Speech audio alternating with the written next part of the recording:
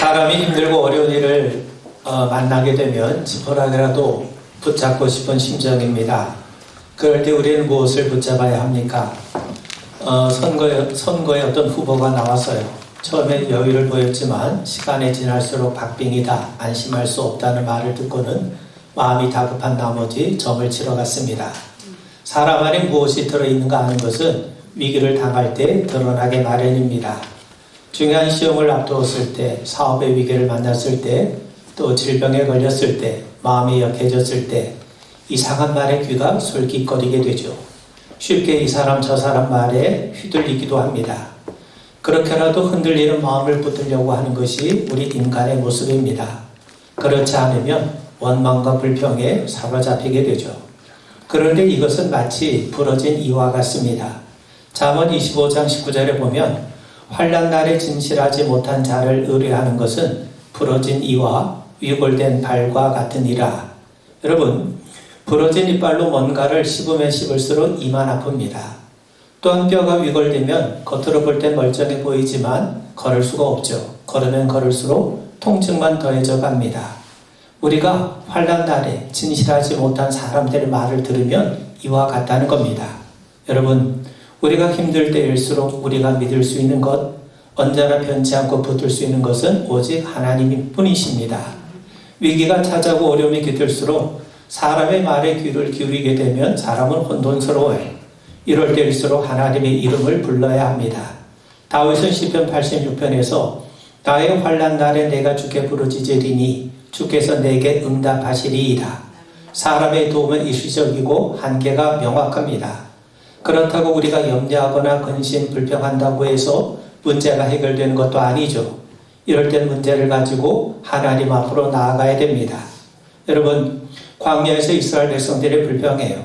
그들의 불평한 게 어제 오늘의 일도 아니고 한두 번이 아닙니다. 그렇다면 이번엔 무엇 때문에 불평했는가? 여러분, 5절에 보면 너희가 어찌하여 우리를 애굽에서 나오게 하여 이 나쁜 곳으로 인도하였느냐? 이곳에는 파종할 곳도 없고 무화과도 없고 포도도 없고 송류도 없고 마실 물도 없도다. 그들의 인식 가운데 광야는 나쁜 곳, 사람이 살 수 없는 곳입니다. 또 반면 애굽은 좋은 곳이고 사람이 살만한 곳이라는 거죠. 애굽에서는 노예였을 망정 먹을 것 마실 것 걱정하지 않고 살아왔다는 겁니다. 그런데 왜 하나님이 우리를 광야로 인도해서 죽게 내버려 두시는가 하는 거죠. 4절에 보면 너희가 어찌하여 여호와의 회중을 이 광야로 인도하여 우리와 우리 짐승이 다 여기서 죽게 하느냐. 여러분, 하나님이 인도하신 광야는 파종할 곳도 없고 과일나무도 없고 게다가 마실 물도 없어요. 광야에 우물이 있는 것도 아니고 시내가가 있는 것도 아니고 그렇다고 멀리 오아시스가 보이는 것도 아닙니다. 그들은 지금 뜨거운 떼약볕 아래를 걷고 있습니다. 당장 물을 마시지 못하면 살 수가 없어요.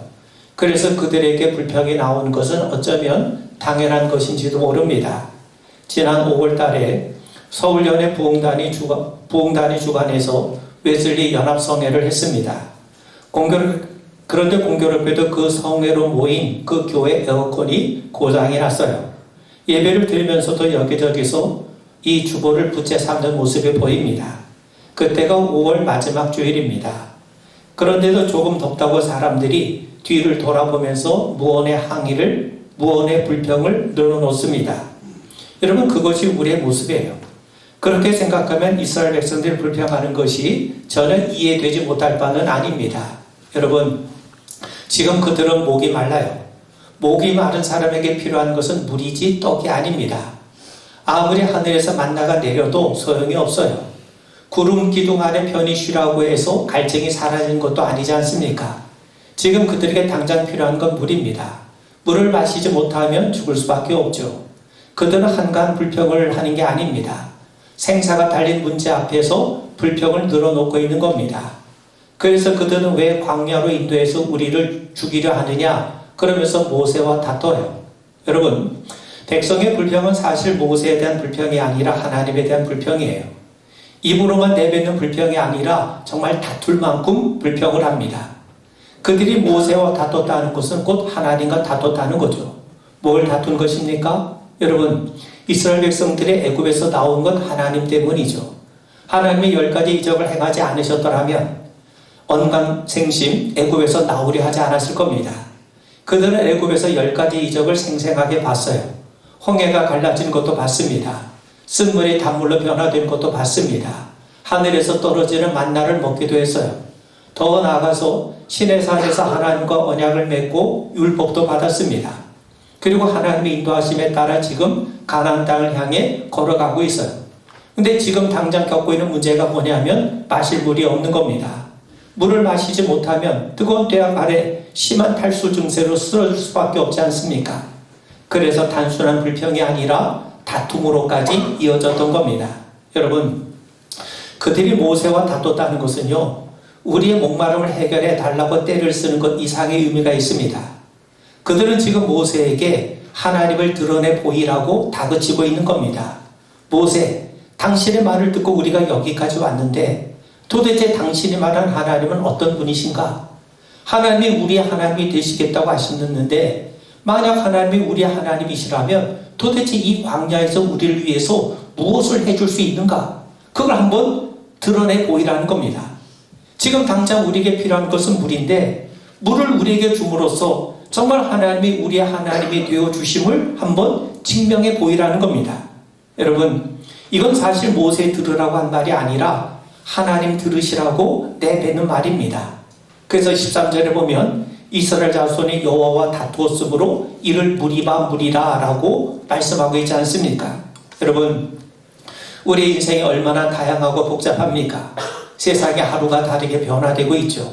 그 변화의 속도를 감히 따라잡을 수가 없을 정도입니다. 삶이 그렇다 보니 현실에 대한 불안은 가중될 수밖에 없어요. 그런데 성경은 하나님께서 우리의 하나님이시라고 선포하고 있지 않습니까? 하나님은 분명히 우리의 아버지가 되시겠다고 하시는데 하나님께 모든 것을 맡기라고 말씀하시는데 도대체 무엇을 어느 정도로 맡길 수 있느냐? 이게 바로 우리의 문제입니다. 이것이 바로 이스라엘 백성들이 알고 싶은 거예요. 만나를 통해 먹는 문제를 해결해 주셨다고 과연 우리 하나님이 되실 수 있겠느냐? 그런 겁니다. 그럴 수 없다는 거죠. 정말 우리 하나님이시라면 물을 내어 주어서 마시게 해달라는 거죠.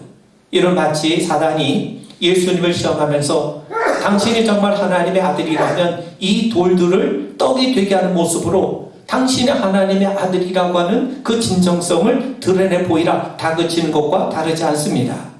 그러므로 이스라엘 백성이 모세와 다툰 것, 더 나아가서 하나님과 다툰 것은 하나님이 정말 우리의 하나님이시라고 하는 그 진정성을 한번 보여달라는 겁니다. 하나님 과연 우리의 삶의 어느 부분까지 책임져 줄 수 있는지 그들은 정말 확인하고 싶었던 거죠. 여러분, 모세는 창세기를 통해 하나님께서 세상을 창조하시고 세상을 다스리시고 주관하신다고 가르쳤어요. 그런데 이스라엘 백성은 아직 하나님에 대해서 의문을 갖고 있습니다. 당신의 백성이 안고 있는 물 하나 해결해 주지 못하면서 어떻게 창조주가 되실 수 있고 어떻게 세상을 다스린다고 할 수 있겠느냐는 거죠. 여러분, 요즘 신앙인의 문제가 뭡니까? 하나님을 제한하고 있습니다.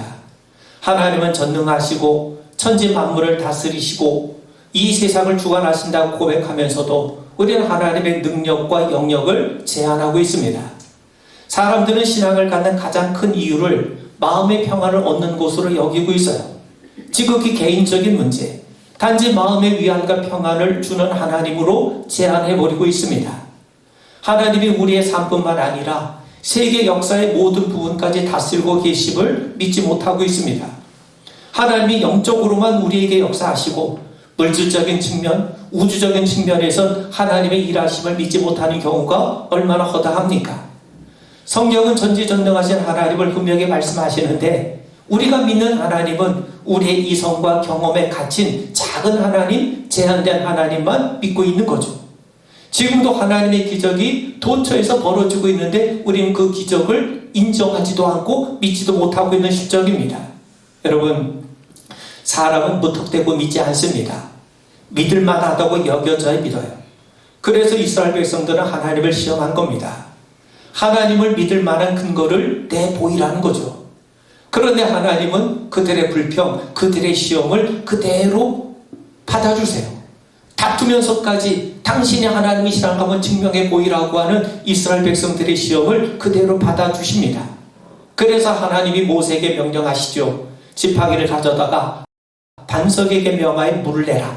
8절에 보면 지팡이를 가지고 네 형 아론과 함께 회중을 모으고 그들의 목전에서 너희는 반석에게 명령하여 물을 내라. 지팡이는 이스라엘 백성들을 구원하신 하나님의 능력을 나타내는 도구였습니다. 모세가 지팡이를 들 때마다 하나님의 놀라운 기적이 나타나지 않았습니까? 그런 의미에서 지팡이는 하나님이 지금도 일하고 계심을 나타내는 도구였던 겁니다. 그런데 모세는 하나님의 명령과 다르게 행동해요. 하나님은 지팡이를 가지고 반석에게 명령해서 물을 내라고 하셨는데 모세는 지팡이로 반석을 내리쳤습니다. 여기 10절 11절에 보면 모세가 그들에게 이르되 반역한 너희여 들으라. 우리가 너를 위하여 이 반석에서 물을 내려 하고 모세가 그의 손을 들어 그의 지팡이로 반석을 2번이나 치니 물이 많이 솟아나오므로 회중과 그들의 짐승이 마시니라. 모세는 하나님 말씀대로 반석에서 물을 냈습니다. 그러자 백성들의 원망이 수그러졌죠. 그런데 하나님께서는 모세의 그런 처사에 대해서 진노하세요. 12절에 보면 여호와께서 모세와 아론에게 이르시되 너희가 나를 믿지 아니하고 이스라엘 자손의 목전에서 내 거룩함을 나타내지 아니한 고로 너희는 이 회족을 내가 그들에게 준 땅으로 인도하여 드리지 못하리라. 이 일로 인해서 모세는 가나안 땅에 들어가지 못합니다. 여러분, 모세는 출애굽의 지도자예요. 백성들에게 율법을 전수해 준 자입니다. 가장 온유한 자로 하나님께 인정받은 자입니다. 고라의 무리들의 반역을 할 때 하나님은 모세의 권위를 세워주셨어요. 그런데 이번에는 모세의 행동을 냉정하게 꾸짖습니다. 그리고 더 나아가 징계까지 하세요. 오매불만 꿈에 그리던 가나안 땅에 들어가지 못하게 하십니다. 여러분, 정작 범죄한 자들은 백성이에요. 그런데도 하나님 불평한 백성들에게는 물을 주는 대신 모세는 징계하셔서 가나안 땅에 들어가지 못하게 하십니다. 그 이유가 뭡니까? 12절 말씀을 제가 다시 읽어보면 이스라엘 목전에서 나를 믿지 않고 내 거룩함을 드러내지 않았기 때문이라고 말씀합니다. 백성 앞에서 하나님의 거룩하심을 드러내지 않았다고 하세요. 하나님을 믿지 못했다고 하십니다. 그렇다면 모세의 잘못은 백성들의 죄보다 더 중한 것입니까? 오늘 본문이 증거하는 것은 무엇입니까? 여러분 10절에 보시면 모세와 아론이 회중을 그 반석 앞에 모으고 모세가 그들에게 이르되 반역한 너희여 들으라. 우리가 너를 위하여 이 반석에서 물을 내랴. 여러분, 이와 비슷한 사건이 출애굽기 17장에도 기록되어 있습니다. 거기서 하나님 모세에게 지팡이로 반석을 내리치라고 말씀하세요. 그러자 반석에서 물이 나왔어요. 자, 그런데 오늘 본문에서는요, 민수기 20장에서는요, 하나님 모세에게 반석에 내리치지 말고 반석에게 명령하라고 말씀해요. 그런데 모세는 반석을 지팡이로 내리쳤습니다. 출애굽기 17장에서는요, 백성들의 목마름과 그들의 원망과 불평을 하나님이 다루고 계시는데 오늘 본문에서는요, 하나님은 백성의 불평보다는 모세의 행동을 문제 삼고 계십니다. 비슷해 보이는 이 두 사건은 사실 일어난 장소와 시간이 다릅니다. 출애굽기 사건은 출애굽 초기 광야 남단 시내산 근처 르비딤 광야에서 일어났어요. 오늘 사건은 시간이 많이 흘러서 가나안 진입을 눈앞에 둔 시점에 가나안 바로 아래 위치한 시내 반도 북단 가데스 바네아에서 이 사건이 동일한 사건이 반복해서 발생한 겁니다. 그렇다면 모세의 잘못은 무엇입니까? 무엇이 가나안을 진입하지 못하게 할 만큼 하나님의 진노를 샀습니까? 모세는 하나님의 영광을 가렸어요. 마땅히 하나님께 돌아가야 될 영광을 가로막았다는 겁니다. 하나님 모세에게 연설하라고 하지 않으셨어요. 단지 반석에게 명령해서 백성에게 물을 내어주라는 겁니다. 그런데 모세는 어떻게 말을 하냐면 모세 말을 우리가 들어보면 하나님이 아닌 모세 스스로가 물을 공급해 주는 것이라고 하는 암시가 은연중에 드러나고 있는 모습을 우리가 여기서 보게 됩니다. 10절에 보면 우리가 너를 위하여 이 반석에서 물을 내랴. 여러분, 우리가 출애굽기 3장에 보면 모세가 하나님을 찾아온 것이 아니라 하나님이 모세를 찾아오셨어요. 모세가 간구하기도 전에 하나님이 모세를 찾아오셨습니다. 그리고 하나님이 당신이 친히 이스라엘 백성들을 애굽에서 건져내시겠다고 말씀하세요. 이스라엘 백성들을 건져내시고 광야를 거쳐서 가나안 땅으로 인도하실 분은 사실 모세가 아니라 하나님이 하실 일입니다. 이 모든 일을 주관하실 분은 하나님이세요. 모세가 할 일은 뭡니까? 모세가 할 일은 그저 하나님 앞에 순종하는 것뿐입니다. 여러분, 하나님이 하시는 일은 뭡니까? 이스라엘 백성들을 건져시고 광야로 인도하시고 가나안 땅으로 인도하실 분은 하나님이세요. 그럼 모세가 할 일은 뭐냐? 우리를 애굽에서 건져내신 분이 하나님이다. 우리를 광야로 인도하신 분이 하나님이다. 우리를 가나안 땅으로 인도하실 분이 하나님이시라는 것을 백성들에게 드러내는 거예요. 그게 모세가 할 일입니다. 그것이 지도자들이 할 일입니다. 이 놀라운 일을 행하신 분은 하나님이시지 바로 내가 아니라는 거예요. 여러분, 홍해를 가르신 분이 누굽니까? 하나님이세요. 그래서 백성들이 모세를 칭찬하지 않고 하나님을 찬양하지 않았습니까? 아말렉과의 전쟁에서 그들이 나가서 직접 전쟁에서 승리했음에도 불구하고 그 자리를 우리가 싸워서 승리했다 하지 않고 하나님께서 우리에게 승리를 주셨다. 그래서 여호와 이시라고 부르지 않았습니까? 그런데 이번 사건을 통해 모세는 백성들의 관심을 하나님이 아닌 자기에게 돌린 거예요. 반석에서 물을 낸 것은 하나님의 능력이 드러난 것이고 마땅히 하나님께 영광을 받으셔야 하는데 모세는 마치 자기의 능력을 발휘한 것처럼 행하고 영광을 하나님이 아닌 자신에게로 돌렸다는 거예요. 그것이 뭡니까? 그것이 바로 하나님의 거룩함을 드러내지 않은 겁니다. 그게 하나님의 영광을 가로챈 거예요. 우리가 기도했어요. 그런데 우리가 중보 기도했는데 하나님이 응답하셔서 놀라운 일이 벌어졌어요. 그러면 우리는 뭘 해야 됩니까? 우리가 기도했기 때문에, 내가 기도했기 때문에 일이 이루어졌다. 그 영광을 나한테 돌리는 겁니까? 아니죠. 그거는 하나님이 이루신 일이니까 하나님께 영광을 돌려야 마땅합니다. 목회자가 목회를 잘해서 교회가 부흥했어요. 그러면 그 교회가 부흥한 것이 목회자의 능력을 칭송받아야 될 일입니까? 아니죠.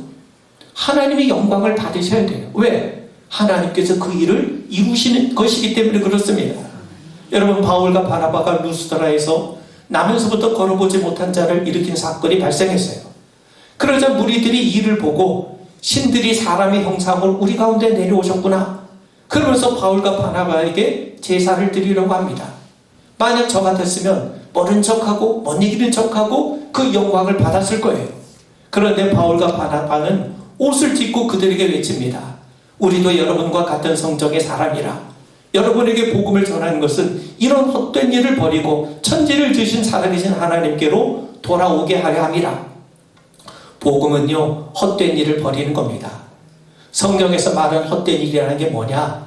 자기 스스로 뭔가를 하려고 하는 시도입니다. 하나님을 인정하지 않으면 우리는 모든 일을 사람이 한다고 생각합니다. 그래서 인간의 수고를 강조하고 인간의 열심을 강조하고 노력과 능력, 업적, 공적을 자랑하게 됩니다. 그리고 할 수 없는 일을 만나게 되면 원망하고 절망하게 되죠. 그런데 성경이 우리에게 말씀하는 건 뭡니까? 하나님은 일하신 분이세요. 졸지도 않고 주무시지도 않는 분이세요. 예수님은 하나님께서 지금까지 일하고 계시니 나도 일한다고 말씀하십니다. 하나님은 지금도 우리를 위해서 일하고 계세요. 그분이 일하고 계시기 때문에 세상에 돌아가는 것이고 우리가 사는 것 아닙니까? 하나님의 일하심을 그 결과로 맛보고 누리는 것을 은혜라고 말씀하는 겁니다. 그런데 여러분, 그 순간 모세는 하나님의 일하심을 부정하고 마치 자기가 물을 낼 수 있는 것처럼 행동해요. 이게 헛된 일입니다. 하나님의 영광을 가로채는 일이죠. 하나님의 거룩함을 가린 일입니다. 이렇게 되면요, 모세는 백성들에게 더욱 위대한 지도자로 추앙을 받을 수 있게 되지만 정작 백성들은 하나님을 제대로 배울 수 있는 기회를 갖지 못하게 되는 거예요. 왜 하나님의 영광을 가리면 안 됩니까? 하나님의 영광을 가리면요, 하나님이 드러나질 않아요. 이스라엘 백성들은 아직 가나안 땅에 이르지 못했어요. 그들은 땅을 주시겠다는 약속 하나 믿고 뙤볕 아래 광야의 길을 걷고 있습니다. 그들은 아직 영적으로 유약한 상태입니다. 조금만 어려움이 닥치면 불평했던 겁니다. 그런데 하나님이 그들의 불평과 원망을 다 받아주시면서까지 그들을 인도하고 계세요. 홍해가 가로막혀 있으면 홍해를 가르시고, 먹을 것이 없다고 불평하면 만나를 내려주시고, 마실 물이 없다고 불평하면 반석에서 샘물을 나게 하십니다. 백성들이 불평한다고 징계를 내리시기는커녕 오히려 그들의 욕을 그대로 받아주시는 것은 아직 그들이 하나님을 제대로 알고 있지 못하기 때문에 그렇습니다. 그래서 하나님은 그들의 요구를 들어주시고 그들에게 필요한 것들을 공급해 주시고, 하나님은 정말 믿을 만한 분이시고 정말 우리의 하나님이 되기를 원하신다는 것을 백성들에게 알려주고 깨닫게 해주신 거예요. 그런데 모세는 하나님의 사랑을 드러내는 대신 자기의 분노를 표출하죠. 그렇게 함으로써 백성들이 하나님을 배울 수 있는, 하나님께로 더 가까이 나아갈 수 있는 기회를 차단했던 겁니다. 시편 106편 32절 이하를 보면, 그들이 또 무리바 무리에서 여호와를 노하시게 하였으므로 그들 때문에 재난이 모세에게 이르렀나니 이는 그들이 그의 뜻을 거역함으로 말미암아 모세가 그의 입술로 망령되이 말하였음이로다. 백성들로 인해서 모세가 망령되게 말을 했다는 거예요. 망령되다는 말은요, 하나님이 없는 것처럼 행동하는 것을 성경에서 망령되다고 표현합니다. 모세가 망령된 말을 했다는 것은 그 순간 모세도 마치 하나님이 계시지 않은 것처럼 행동했다는 말이고 하나님을 잊어버렸다는 거예요. 12절 보세요. 여호와께서 모세와 아론에게 이르시되 너희가 나를 믿지 아니하고 이스라엘이 불평합니다. 그들은 하나님의 사랑을 받을 자격이 없어 보여요. 그럼에도 하나님은 사랑하시고 여전히 긍휼을 베푸세요. 반석에서 물이 나왔다는 것은 그만큼 하나님이 은혜 베풀길 원하신다는 증거 아니겠습니까? 모세는 하나님을 더욱 믿어야 했습니다. 지금까지 경험한 하나님은 자신의 허물에도 불구하고 끝까지 은혜를 거두지 않으신 하나님 아니십니까? 그런데 순간 그는 감정을 조절하지 못하고 지팡이로 반석을 내리셨어요. 하나님, 모세가 하나님을 믿지 않았다고 말씀하십니다. 여러분, 하나님이 모세를 부르실 때 신발을 벗으라고 하시죠. 신발이라고 하는 그 사람이 걸어온 발자취, 곧 그 사람의 삶의 이력을 말합니다. 근데 신발을 벗으라는 거예요. 신발을 벗으면 걸을 수가 없죠. 하나님 말씀하신 건 이겁니다. 이제 내 걸음을 멈추라. 이제 하나님의 걸음을 걸으라. 앞으로 내 발자국을 남기지 말고 하나님의 발자국을 남기라는 거예요. 그게 무슨 말이냐면, 여러분, 나는 신발을 벗었기 때문에 더 이상 내 발자국을 남길 수 없어요. 그럼 나는 어떻게 움직입니까? 하나님이 안아서 움직이겠다는 거예요. 하나님이 모세를 안아서 모세와 함께 하심으로 하나님께서 광야의 길을 걸어 가나안 땅으로 가시겠다는 겁니다. 그러니 앞으로는 모세의 발자국이 아니라 하나님의 발자국이 남겨질 겁니다. 모세의 발자국 곧 하나님의 발자취죠.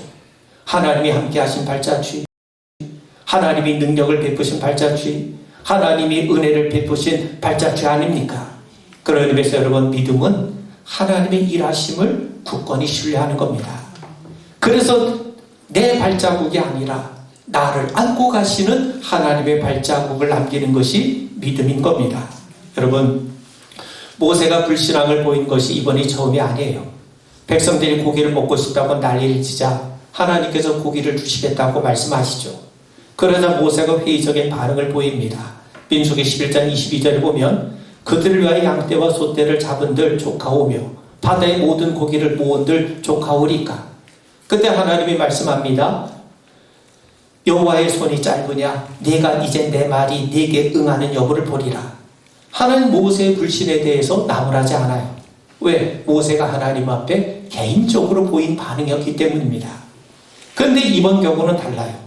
그는 온 회중이 보는 앞에서 하나님에 대해서 불신의 태도를 보였습니다. 하나님은 개인적인 허물을 눈감아 주셨지만 온 회중이 보는 자리에서 자행된 공개적인 허물에 대해서는 하나님이 진노하셨어요. 왜요? 모세의 불신이 자칫 백성들의 불신으로 퍼질 수 있기 때문이죠. 지도자의 불신이 백성들의 불신으로까지 확산될 수 있기 때문이죠. 여러분, 그런 의미에서 고린도전서 10장 12절에서 바울은 말씀합니다. 그런즉 선줄로 생각하는 자는 넘어질까 조심하라. 여러분, 신앙에는 완성이 없습니다. 한번 깊은 신앙적 경험을 했다고 해서 이것이 일생 동안 지속되지 않습니다. 이런 가르침을 읽는 순간 성도는 스스로 의인인 체하며 하나님의 거룩함을 훼손할 위험이 발생하게 됩니다. 여러분, 하나님이 인도하신다고 해서 불평이 없는 곳으로만 인도하시는 게 아닙니다. 광야라는 것 자체, 인생이란 여정 자체가 문제가 많은 것 아닙니까? 그런데 하나님을 알고 가는 것과 모르고 가는 것은 달라요. 하나님을 모르면 끊임없이 불평과 원망의 자리가 되지만 하나님을 알면 그곳은 오히려 하나님의 이적과 축복의 현장이 되는 겁니다. 그런 의미에서 광야 같은 삶의 어려움은 우리를 시험하고 연단하시는 과정이기도 하지만 더 나아가 하나님 자신을 우리에게 알려주시는 과정이기도 합니다. 그 과정을 통해 하나님은 우리의 하나님이 되시고 아버지가 되심을 드러내주고 계십니다. 여러분, 하나님은 반석에서 생수가 흘러 백성들의 갈증을 해결해 주셨어요. 그리고 원망을 잠재워 주셨어요. 그런데 말씀이 육신으로 오신 예수님은 스스로를 찢으시고 생수를 우리에게 주셨어요. 누구든지 그 생수를 받아 마시는 자마다 죄를 잠재우시고 영생을 얻게 하십니다. 여러분, 우리 인생에 광야 같은 고통이 있어도 하나님은 합력하여 선을 이루신 분이세요. 그분은 절대로 우리의 삶에 무관심한 분이 아니십니다. 인생의 여정 속에 말씀이란 귀한 무한한 자원이 있음을 기억하시고 우리의 의심과 원망은 성령의 인도하심으로 결국 하나님에 대한 감사와 찬양과 신뢰로 귀결됨을 믿게 되기를 주의 이름으로 축원을 드립니다. 아멘. 우리 기도하겠습니다. 광야 같은 인생 가운데에서도 하나님께서 우리에게 은혜 베푸시는 것을 기뻐하시고 함께 하심을 믿고 고백합니다. 행여 하나님의 영광을 가로막거나 회방하는 자가 되지 말게 하시고 우리의 삶을 통해 하나님의 영광이 드러나는 역사가 있게 하옵소서. 예수님 이름 받들어 간절히 축복하며 기도하옵나이다. 아멘.